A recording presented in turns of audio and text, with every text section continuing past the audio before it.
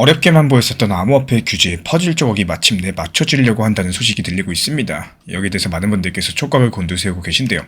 오늘은 이번 이슈가 왜 올해 암호화폐 시장의 결정적인 분수령으로 불리고 있는지, 그리고 그런 구조적인 의미까지 무엇인지 깊이 있게 풀어드려 보도록 할 거고요. 최근에 미국의 유력 투자 은행 벤치마크 측에서 이번 주가 암호화폐에 있어서 상당히 중요한 분수령이 될 것이다 라고 언급을 했어요. 거기에 대한 배경은 바로 미국 상원에서 머지않아서 표결되는 암호화폐 시장 구조 법안, 일명 클래러티 액트입니다. 이게 통과만 된다면 암호화폐 규제를 둘러싼 오랜 공백과 혼란들이 일거에 해소될 수 있다는 전망까지도 나와주고 있는 상황이죠. 지금부터 이 법안이 나오게 된 배경, 누가 움직이고 있는지, 그리고 통과가 된다면 어떤 구조적인 변화가 펼쳐질지 하나하나 살펴보도록 하겠습니다. 먼저 왜 이 법안이 나왔는지 맥락을 짚어보겠습니다. 미국에서는 그동안 암호화폐를 어떤 툴로 규율을 할지 이걸 두고 수년째 혼선이 지속이 됐습니다. 한쪽에서 비트코인은 상품이니까 CFTC 상품선물거래위원회에서 감독을 해야 된다, 이렇게 주장을 하고 있고, 또 다른 쪽에서는 여러가지 코인들이 증권성 거래로 자금을 모았으니까 미국 SEC 증권거래위원회 관할이다, 이렇게 맞서고 있어요. 이 정치권 입장에서 보더라도 암호화폐를 엄격하게 단속해야 된다는 목소리, 그리고 혁신을 살려야 된다는 주장들이 엇갈리고 있는 상황이죠. 이런 상황에서 지난 몇 년 동안 어떤 일이 벌어졌었나요? 규제기관이 명확한 법도 없이 힘겨루기를 하는 동안에 이 업계는 회색지대에 놓여 있었습니다. 그 사이에 2022년에는 테라 루나 사태, FTX 파산 사태, 여러가지 충격파가 터졌었고, 여기에 대해서 미국 당국은 기민한 대응을 하지 못했었는데요. 이 뒤늦게 SEC가 2023년에서 2024년에 걸쳐서 코인베이스, 바이낸스 여러가지 거래소를 제소했고, 주요 알트드 코인들을 무더기로 미등록 증권이라고 지목하는 강경책을 쓴 바가 있습니다. 이때 시장은 한편으로는 위축됐었지만요, 또 다른 한편으로는 희한한 일이 벌어지고 있었다는 거. SEC의 압박이 최고조였던 시기에서도 이 비트코인 가격은 2025년 사상 최고치를 경신하는 랠리를 펼치고 있는 겁니다. 이 규제 불확실성이 이렇게 컸는데 왜 가격은 상승하고 있을까요? 바로 이 지점에서 오늘 이야기의 핵심이 숨어 있다는 거. 이 표면적인 뉴스랑 시장의 움직임이 엇갈린 모순 뒤에서 사실은 암호화폐 게임의 룰이 새로 짜이고 있었기 때문입니다. 이 시장의 큰손들은 이미 보이지 않는 설계의 변화를 감지하고 또 선제적으로 움직였던 거죠. 그리고 그 설계의 실체가 이제 눈앞에 드러나려고 한다는 거예요. 그 실체가 바로 미국의 암호화폐 시장 구조 법안입니다. 이름은 어렵지만 쉽게 말씀드려서 암호화폐 시장의 게임의 룰을 처음으로 제대로 만들겠다는 법이에요. 이 법안이 담고 있는 핵심 내용 한번 정리해볼까요? 먼저 디지털 자산을 둘로 나눕니다. 한 개는 디지털 상품, 또 다른 하나는 디지털 증권이라고 할 수가 있어요. 예를 들어가지고 비트코인이나 이더리움처럼 특정 발행 주체가 없이 네트워크로 가치가 형성되는 자산들은 디지털 상품으로서 분류가 됩니다. 이런 건 앞으로 CFTC가 전담적으로 감독을 맡게 될 예정인 거고, 반면에 투자 계약 형태로 발행된 토큰, 이를테면 어떤 회사나 프로젝트가 자금을 모으기 위해서 토큰을 발행을 했고 그 가치가 그 회사의 노력에 따라서 좌우되는 경우, 이런 거는 기존 증권 개념에 가깝겠죠. 그래서 앞으로도 SEC 관할의 증권으로 다뤄지게 될 겁니다.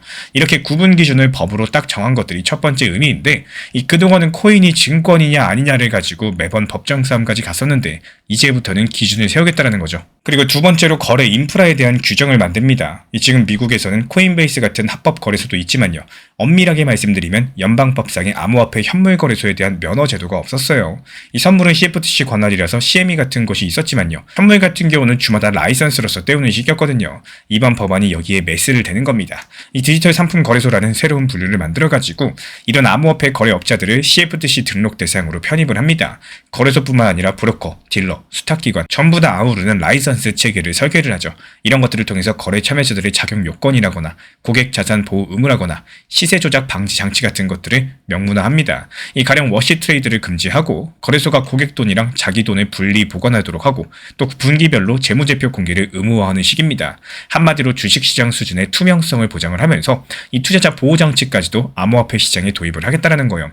이런 부분들이 FTX 파산 사태 이후에 특히나 요구되는 부분이었는데, 그때 왜 그런 일이 벌어졌는지 돌이켜보면요, FTX 같은 해외 거래소들은 고객 돈을 자기 맘대로 유용을 했고요, 이 뒷구멍으로 내부자 거래랑 별짓을 다 했었지만 견제 장치가 없었습니다. 이번 법이 시행된다, 그러면 적어도 미국 내 영업하는 사업자들은 그렇게 하지 못하게 되는 거예요. 그리고 세 번째로 눈여겨볼 만한 점은 이 법안이 한번 법으로 정해지면 쉽게 뒤집히지 않는다는 거예요.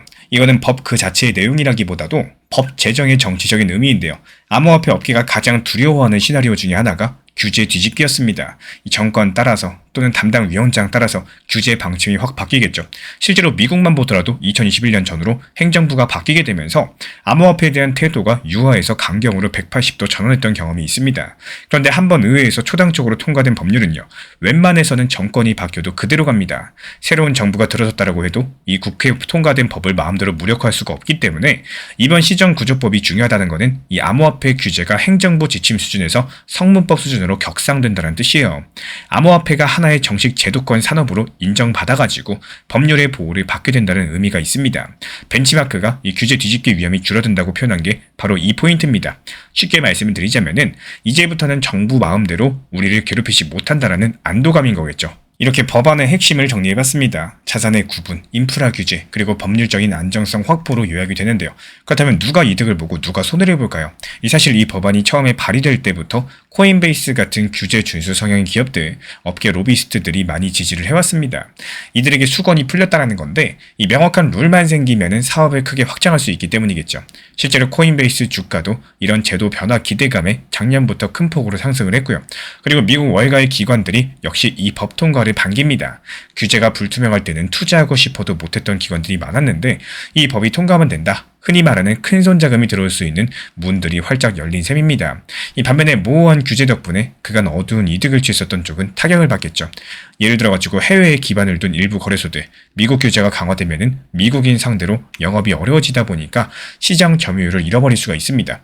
그리고 내부자 거래라거나 시세 조정으로 돈 벌던 세력들, 투명성 규정 앞에서는 움찔하게 될 겁니다.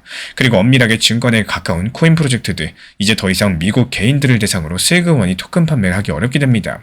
하지만 이런 것들은요, 이 건전한 생태계 조성을 위한 불가피한 정리 작업으로 보셔야 됩니다. 산업 전체를 보면은 긍정이란 얘기예요. 지금처럼 변동성이 큰 시장에서는 공격적인 매매보다도 현물 기준으로 기준을 먼저 세우는 게 중요해요. 비트코인이 특히나 그런데요. 그래서 제 자료는 수익을 부추기기보다는 평단이랑 리스크를 관리하는 데 초점을 맞췄습니다. 필요하신 분들께만 공유드리고 있기 때문에 고정 댓글창 참고해 주시면 되고요. 그리고 이제 거시경제 측면으로 눈을 돌려볼까요? 미국이 왜 하필 지금 이 법안을 밀어붙이고 있는 건지. 2022년부터 2023년 전까지만 하더라도 규제 당국은 일단 단속이랑 소송 위주로 시간을 끌던 모습이었죠.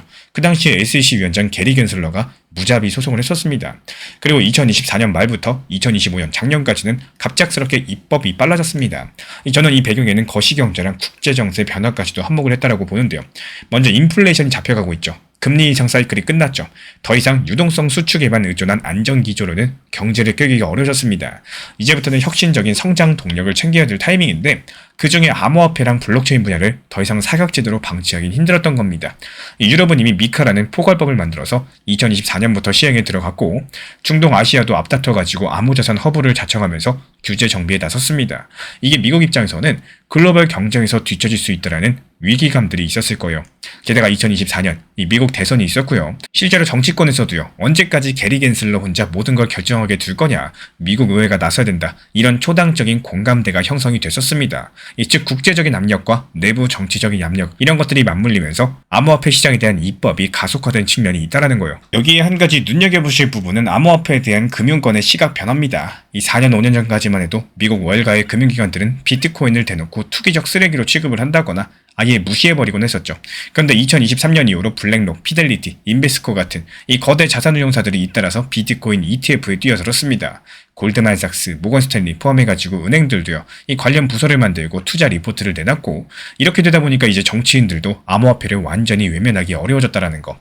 이 미국의 금융 로비 파워라는 게 엄청나거든요.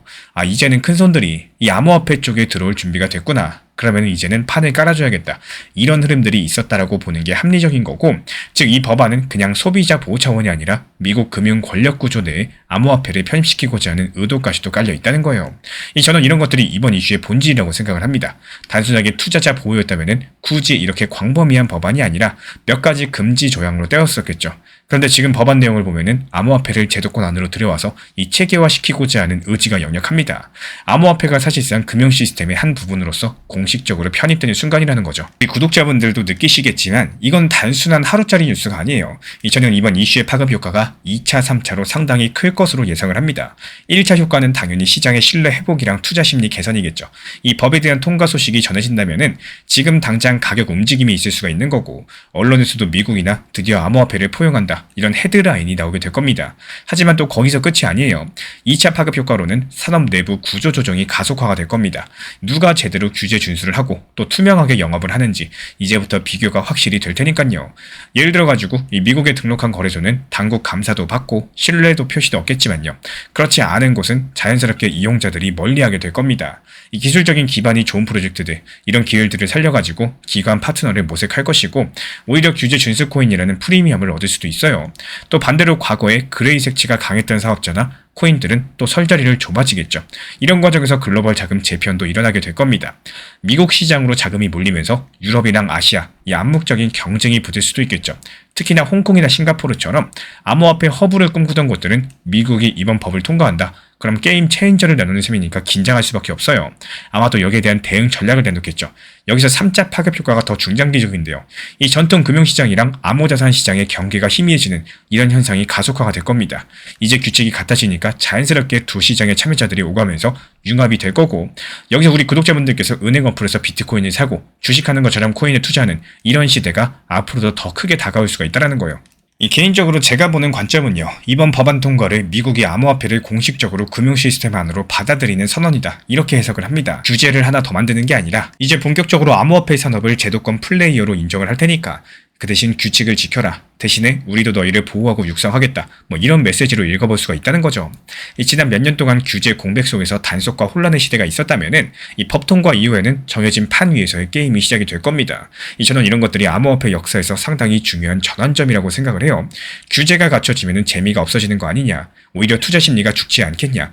이런 분들도 있을 수 있습니다. 하지만 오히려 큰 돈은 명확한 틀 안에서 움직이는 거고 불확실성을 싫어하거든요. 그렇기 때문에 이번 법 통과로 단기적인 흥분이 진정이 되더라도요, 이 중장기적으로 봤을 때 훨씬 더 거대한 자금과 참여가 유입될 기반이 마련이 된다는 거. 이 비트코인이 태어난 지 17년, 그리고 본격적인 시장이 형성된 지 10년 만에 드디어 기본 틀이 생기는 거예요. 저는 이걸 두고 미국 금융 권력이 마침내 암호자산을 포용하기 시작했다, 이렇게 표현을 드리고 싶습니다. 앞으로 10년, 20년을 보면요, 이런 순간이 암호화폐가 금융의 주변부에서 중심부로 이동하기 시작한 본격적인 분수령으로 기억될 수가 있다라고 믿습니다.